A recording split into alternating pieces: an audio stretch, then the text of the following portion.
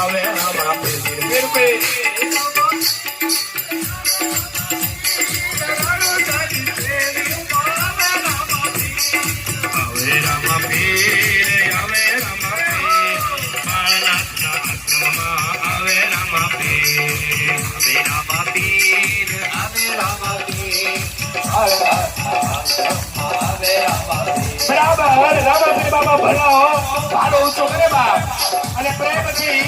આખા દુનિયાને આશીર્વાદ દેવા માટે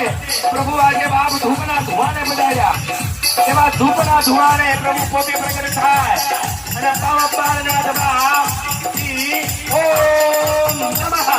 ઓમ નમઃ ઓમ નમઃ બધા બોલો ઓમ નમઃ ઓમ નમઃ ઓમ નમઃ ઓમ નમઃ ઓમ નમઃ.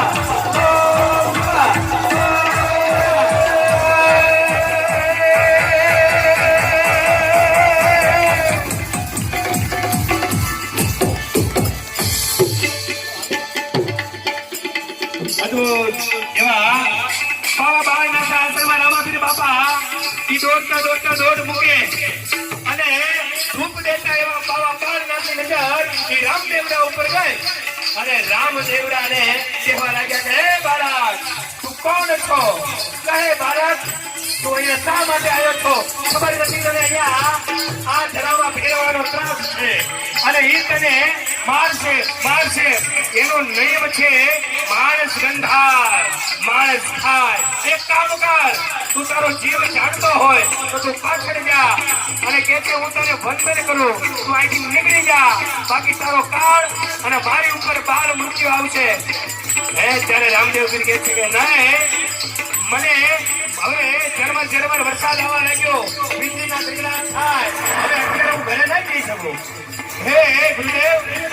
દયા કરો અને તમે મને કઈક સંતાડી દો. અને એ સંતાડી દે છે અને પોતે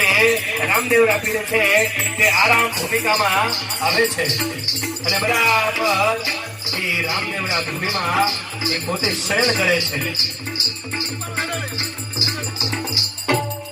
અને એ પોતે બાળનાથ એ ભગવાનનું રક્ષણ કરવા માટે એને પોઢાડે.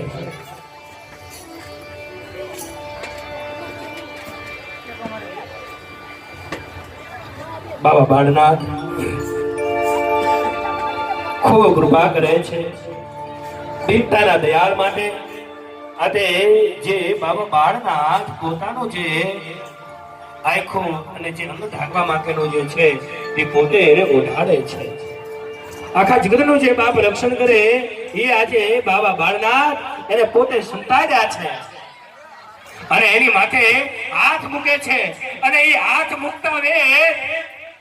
મનમાં રામદેવ પીર બાપા એમ વિચારે છે કે આમાં જીવ બચાવ્યો છે અને આજ મારા સદગુરુ છે અને ગુરુને જય જયકાર બોલે અને ત્યારે કે હે ગુરુદેવ દયા કરકે મુझको अपना लेना, गुरुदेव दया करके मुझको अपना लेना, गुरुदेव दया करके मुझको अपना लेना, गुरुदेव दया करके मुझको अपना लेना, मेरी नाव भंवर डोले उसे पार लगा देना, मेरी नाव भंवर डोले उसे पार लगा देना,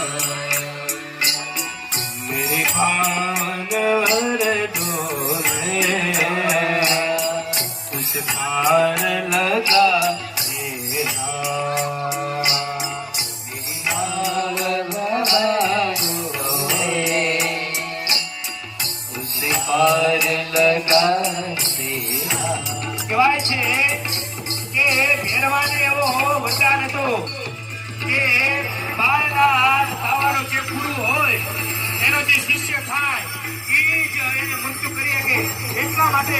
બાળનાથ ગુરુજી એની ઉપર હાથ મૂક્યા અને ત્યારે એ રામદેવરાજીને વિચારી લીધું કે મારા આજ મનથી ગુરુ છે તો गुरु ऐसा कीजिए जैसे गुरु का चांद तेज करे पर तपेली અને જે આંખે પોર આનંદ રામદેવરાજી આરામ કરે અને અહીંયા પોતે ધૂપ કરે અને એવામાં માણસ બંધાય માણસ ખાવ માણસ બંધાય માણસ ખાવ વીજળીના કડાકા જોવા લાગ્યા ધરા દોડવા લાગે આખી પશ્ચિમને ધરા ભેલાજી ધ્રુજતી થઈ